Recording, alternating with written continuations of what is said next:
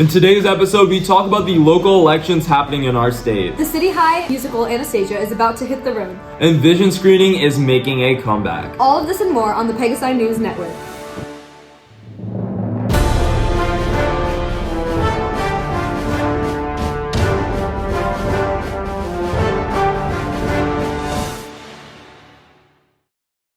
Good morning, I am Harper Davis. And I'm Anish Kulkarni. Krishna and Ari are out for this week, so we'll be taking over for them. Our first story this morning is on local elections in West Michigan. Please welcome our global national correspondent, Nishta. Thank you, Anish and Harper. Good morning, everyone. I'm Nishta, and welcome back to the Global National segment.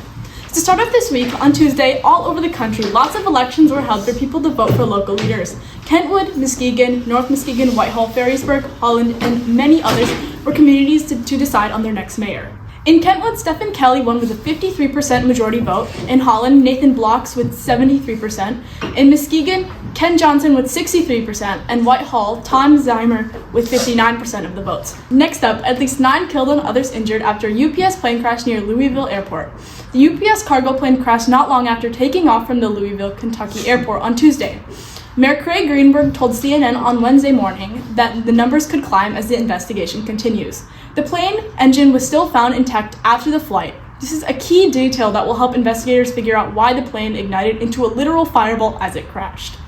Shortly after the crash, the Louisville Airport airspace was temporarily shut down but has been reopened. The large flames and black smoke from the crash made flight conditions unstable, making it safer to prevent planes from leaving the airport. That's all for this week. Back to you, Anish and Harper. Thank you, Nishta. Coming up is more information on the musical Anastasia. Joining us now with more information on this are our student interest correspondents, me and Sophia. Hey y'all, long time no see. It's your student interest correspondent, Sophia Beckwith. And Harper Davis. To start off, there are going to be vision screenings for 7th grade and 9th graders on November 10th. The City High Theater Department's showing of Anastasia the Musical will be performed this weekend, November 7th, 8th, and 9th. Tickets are still for purchase, $10 for students, children, and school staff, $14 for adults. If you're interested, check the city highlights. After school on Fridays, the class of 2029 in the City Orchestra will be hosting a pop and corn sale. Be sure to buy some pop and popcorn to support your city community. 7th grade student council voting will be held from November 17th to the 21st. If you're interested in running, check out your Schoology homepage. That's it for this week. Let us know if you have any events you would like in the next PNN. We'll see you next week. Thank you both, but we're at that time of the show again. It's time for the rundown.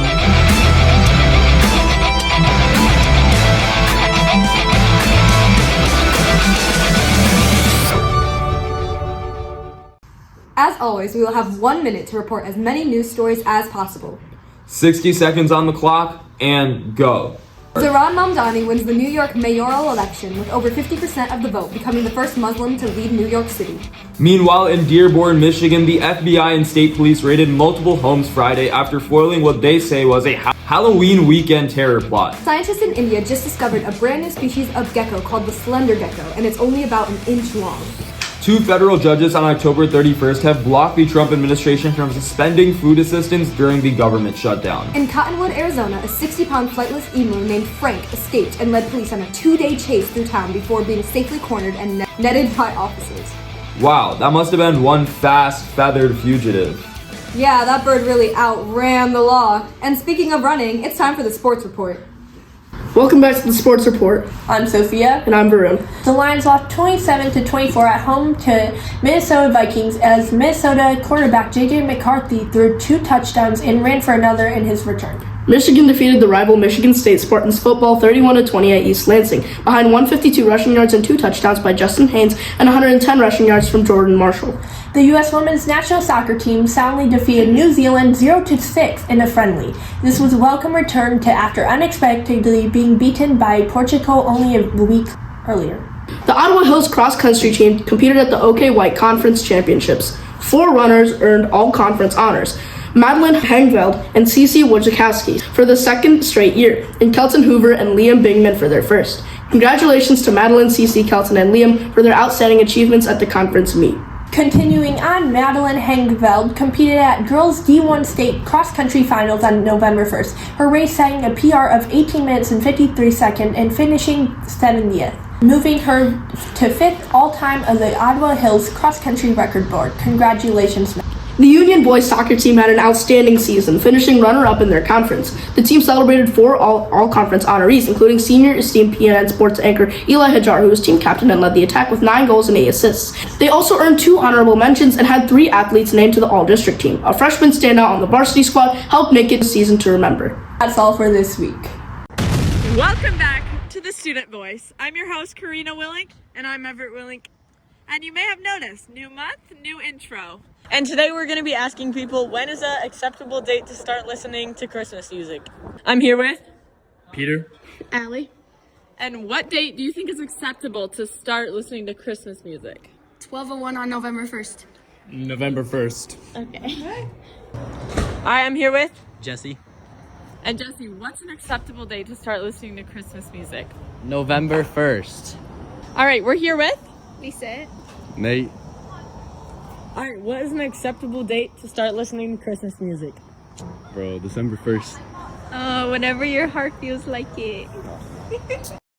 Hi, I'm here with Marlo.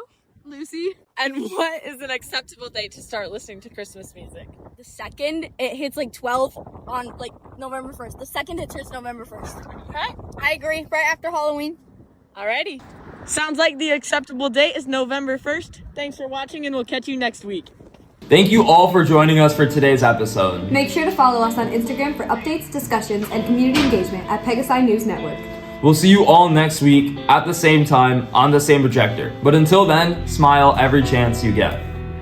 Did we get permission from Krisha to use his line? Nah, it's fine.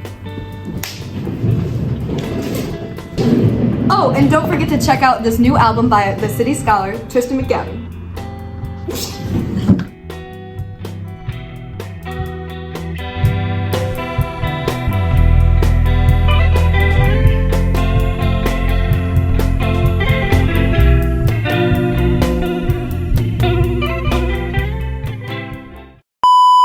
Smile every chance you get. Did we get permission from Krishna to use his line? It's fine. Well, actually.